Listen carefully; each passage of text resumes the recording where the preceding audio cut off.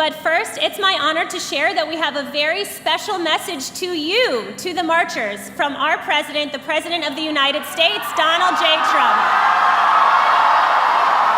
Hello to everyone at the March for Life. For 53 years, students, families, patriots, and believers have come to Washington from every corner of the country to defend the infinite worth and God-given dignity of every human life.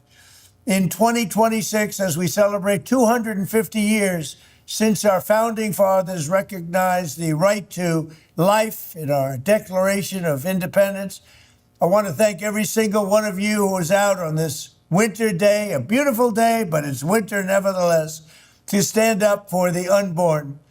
6 years ago, I was proud to be the first president in history to attend this march in person. Since then, we have made unprecedented strides to protect innocent life and support the institution of the family like never before. There's never been anything like it. In my first term, I was honored to appoint judges and justices who believed in interpreting the Constitution as written. That was a big deal.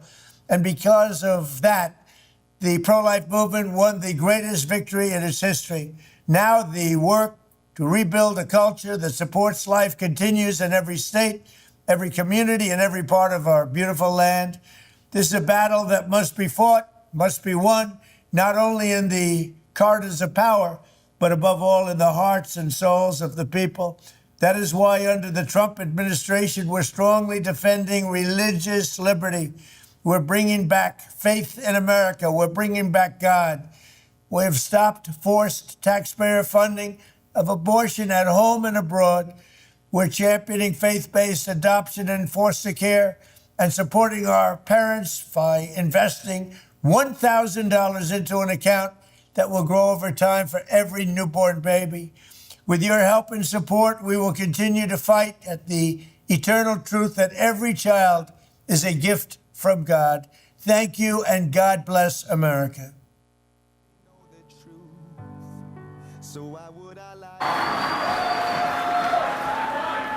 All right, how about that? Thank you to our president for all of the pro-life victories he's delivered in his first 5 years in office so far. We are looking forward to many more in the next few years. We have some folks here with us today from the president's team in the White House, and I'm asking them to make sure that the president hears of your excitement about and gratitude for his pro-life policies. Can we thank President Trump once more?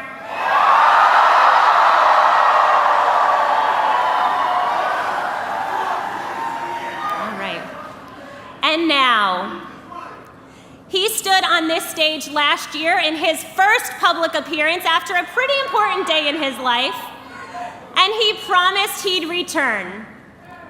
Well, marchers, today he is keeping that promise. It is my great honor to welcome back to the March for Life stage your Vice President of the United States, JD Vance.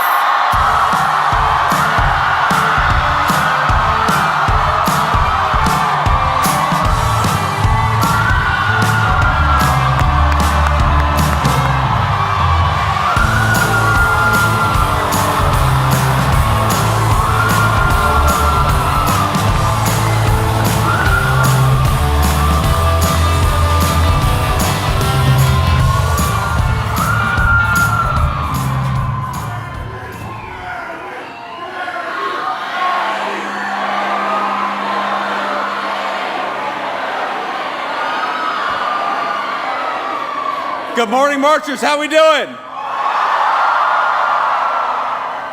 It's great to be with you again. It was my very first speech as Vice President of the United States was the March for Life last year, and I'm proud to be back with much better weather this time around. Now, some of you may remember that in my remarks last year, I told you all that one of the things I most wanted in the United States of America was more families and more babies. So let the record show, you have a vice president who practices what he preaches.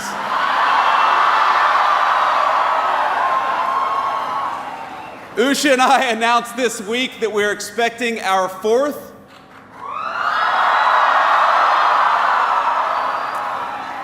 And it will be our third baby boy, so we'll take whatever prayers you can give. We certainly need them.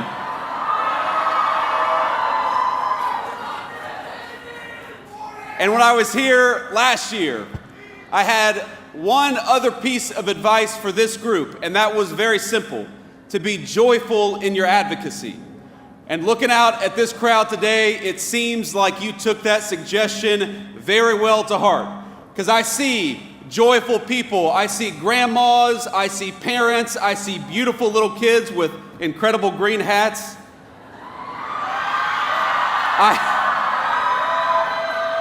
Now, did you all dress like that so that if you lost yourselves, you could find everybody? Okay, that's a good plan. I'm gonna take that advice back home. The theme of this year's March for Life, as most of you all know, is that life is a gift. And I know for me personally, this year there is so much to be thankful for. I'm grateful to my own family, for my beautiful wife, Usha, and that God has given us the miracle of new life again.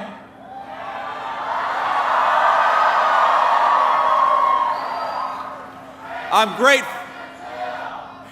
grateful for this movement, for the truth that is on our side, and frankly, I'm thankful for the technological breakthroughs that have allowed us to affirm and protect life. Things like 3D ultrasounds that didn't exist just a few short decades ago. Things like the new medical technologies that have saved the lives of countless premature babies. But let me today say that I am especially grateful for all of you, even the ones with Michigan hats, and there are a couple of you out there.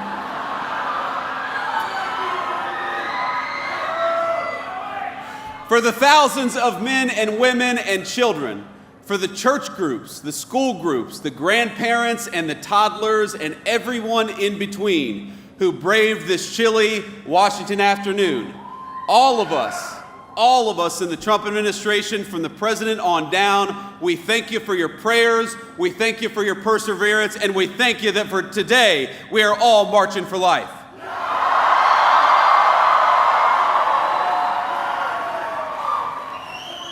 Now, I know a lot of us heard from the president just before this, so you know that he loves and cares deeply about this movement. And it's why he has fought for the pro-life cause and why we do it in this administration. And it's why 3 years ago, we cannot forget, he delivered and his Supreme Court justices delivered the most important Supreme Court decision of my lifetime.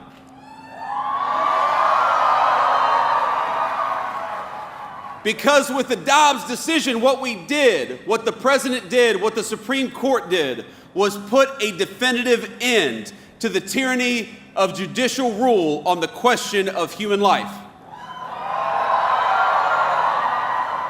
He shattered a 50-year culture of disposability, one that treated human life as expendable the moment that it became inconvenient.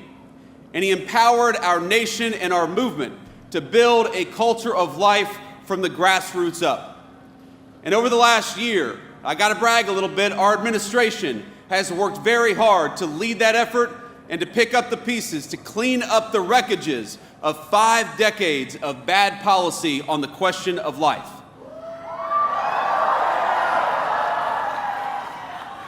It's an amazing crowd. Now, our vision is simple. We want life to thrive in the United States of America. We want Americans, every American from all walk of life, to have happy, healthy children. And we want them to raise those kids with confidence that their kids are going to do well and grow up in safety and prosperity, that they'll have access to good jobs, great schools, safe streets, and warm houses in which to raise their kids. And we want all of our American families to be able to do it with the confidence that their nation will stand with them just as they have stood with the United States of America.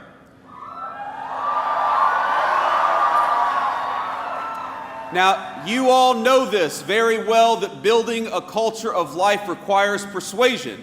And that's what's so different about this moment compared to the moment that was dominated by the Supreme Court for 50 years. We're not trying to argue to the Supreme Court anymore. We are trying to argue to our fellow citizens that we must build up that culture of life. And as you know, that effort is going to take a lot of time, it's going to take a lot of energy, and it's going to take a little bit of money. And that's why we're here, because you know that. We're marching for life because we want our wonderful fellow Americans, even if they don't disagree with us, to know that life is worthy, it is worthy of protection, and that is why we march today.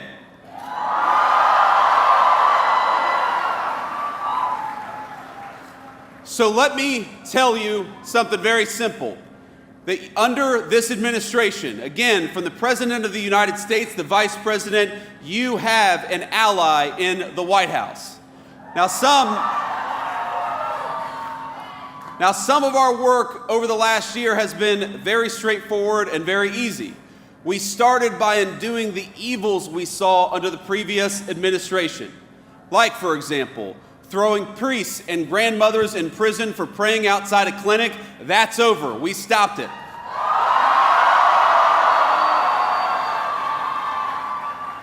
Where the previous administration mandated taxpayer funding for abortions, including travel costs across the entire government, this administration ended it. And over the past year, we built steadily upon the victories of the president's first term. We have secured religious freedom in the United States of America once again. That was important. We have ended the censorship of Christians, Jews, and other Americans of faith who are punished simply for following their faith in public life. We have expanded conscience protections for healthcare workers and defended faith-based foster care and adoption. We gutted Biden-era rules and ensured that no nun, no nurse, no pharmacist, and no physician has to check their faith and their values at the door of their workplace. And under the last administration, under President Biden and congressional Democrats, the power of government, we know, was marshaled against us, against our faith, against our families, and most importantly, against the most vulnerable. That stopped with the Trump administration, and it is not coming back.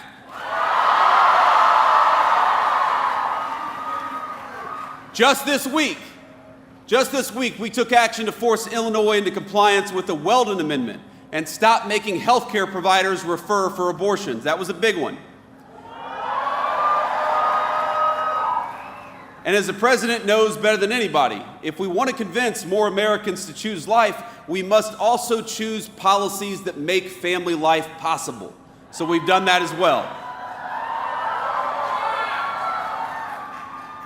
With the Trump accounts, we started at the very beginning of life, investing in every new American child from day one onward. We've stood with parents by boosting the child tax credit as well, because no family should be penalized for choosing to have kids. In fact, we ought to be rewarding for families for choosing to have kids. And when Usha and I were having the debate about whether we were going to have a fourth kid, I said, honey, we've got an expanded child tax credit, and we've got the Trump accounts. We got to take advantage of this stuff. We're restoring homeownership for real families, and you may not think this is connected to the pro-life cause, but when we ensure that real families, moms and dads, instead of Wall Street, have access to American homes, we help create that important culture of life.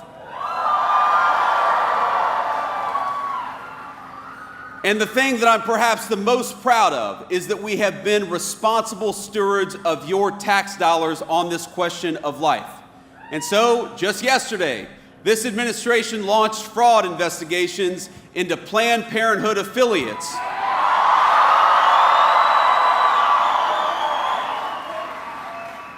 For millions of dollars in PPP loans that were unlawfully received and unlawfully forgiven by the Biden administration. You should not be able to commit fraud and use taxpayer money for abortion. It's that simple.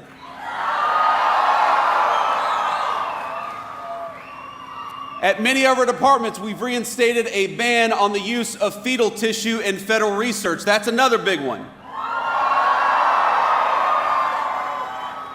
And this is something we're so proud of. We're returning accountability to our foreign policy as well.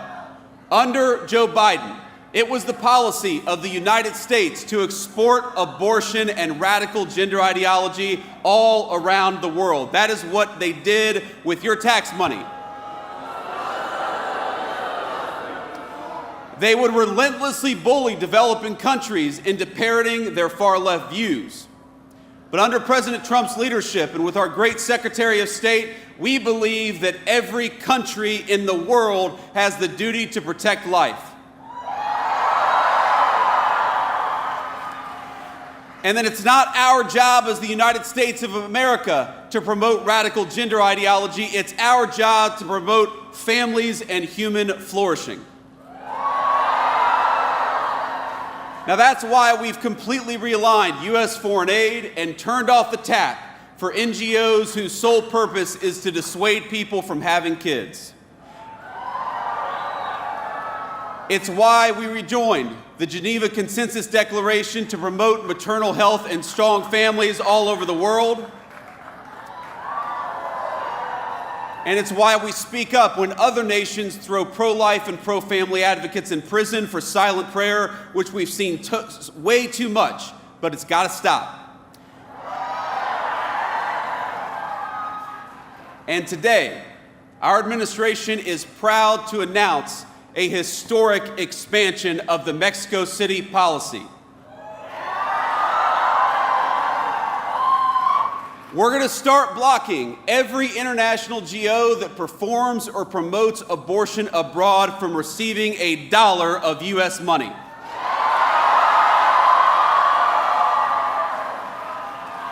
Now, we're expanding this policy to protect life, to combat DEI, and the radical gender ideologies that prey on our children. And with these additions, the rule will now cover every non-military foreign assistance that America sends. All in all, we have expanded the Mexico City policy about 3 times as big as it was before, and we're proud of it because we believe in fighting for life.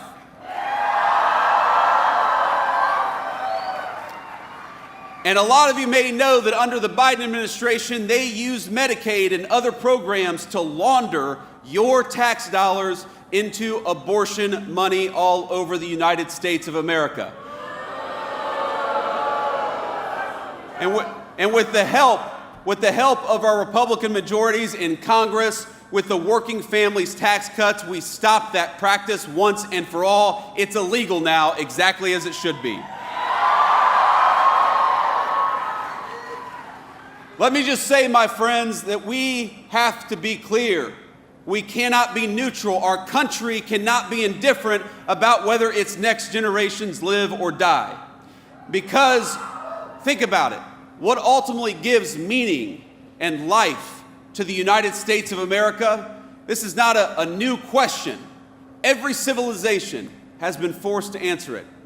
You march today, we march today, because you have an answer to this question about what kind of civilization we are and about what kind of civilization we're going to become in the future. I read an article some time ago. It was about classic archaeology, of all things. And one particular piece of information has haunted me.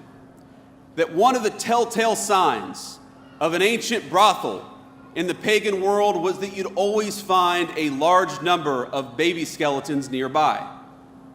A lot of baby skeletons. And those bones predominantly belonged to boys. Because unlike little girls, those boys would be of no use to the future adults who were running those brothels. Now, this is shocking to us because we grew up in a Christian culture and were formed by religious values. Even those of us who aren't particularly faithful, it's a shocking thing to hear. But we have to remember that in the ancient pagan world, discarding children was routine. From the skeletons in brothels to the child sacrifice of the Mayans, the mark of barbarism is that we treat babies like inconveniences to be discarded rather than the blessings to cherish that they are. But the inheritance of our civilization is something else. The fact that, as Scripture tells us, each life is fearfully and wonderfully made by our Creator.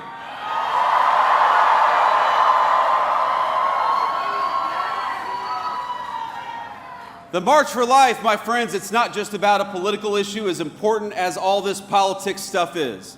It is about whether we will remain a civilization under God, or whether we ultimately return to the paganism that dominated the past. Today, the far left in this country tells our young people that marriage and children are obstacles, that it's irresponsible, even immoral because of climate change or some other reason, to encourage our young people to raise a family. They tell us that life itself is a burden, but we here at this march, we know that it's a lie.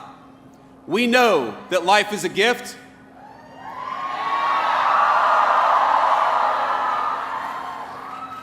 We know that babies are precious because we know them and we love them and we see the way that they can transform our families. We know that family is not just the source of a great joy, but it's part of God's design for men and women, a design that extends outward from the family to our neighborhoods, to our communities, and to the United States of America itself.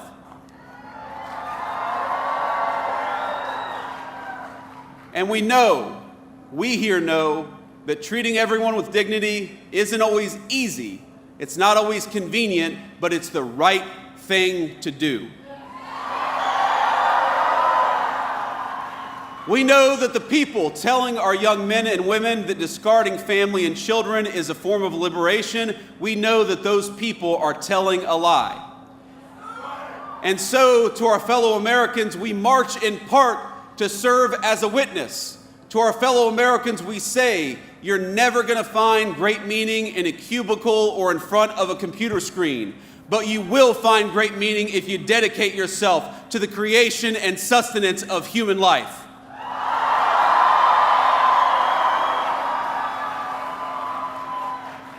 Now, I must address an elephant in the room, and I've heard the guy over here talking about it.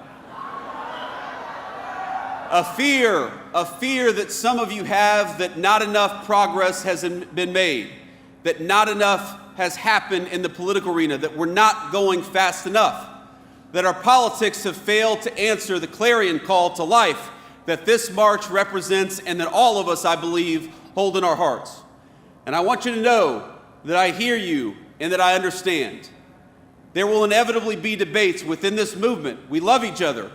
But we're going to have open conversations about how best to use our political system to advance life, how prudential we must be in the cause of advancing human life.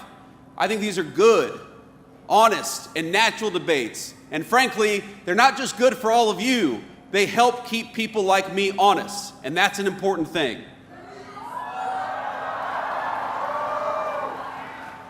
But I think all of us also have to remember that we are commanded to let not our hearts be troubled. Because I look at this crowd and I see young people for whom Dobbs is the only world they've ever known.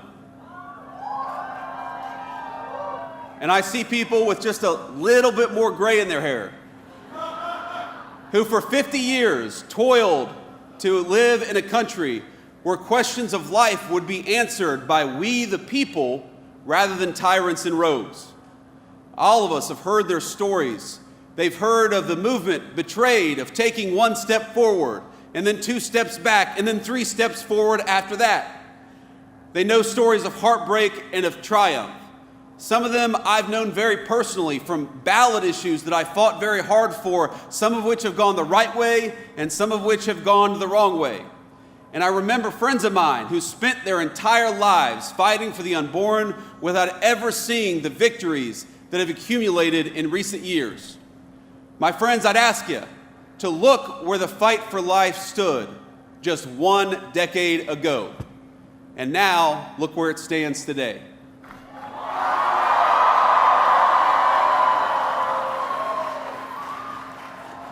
We have made tremendous strides over the last year, and we're going to continue to make strides over the next 3 years to come. But I'm a realist. I know that there is still much road ahead to travel together. Take heart. Take heart in how far we've come, but don't lose sight of why we march. And so long as you are out there marching for life, I hope you know that the Vice President of the United States will march with you. God bless you all, and thanks for having me.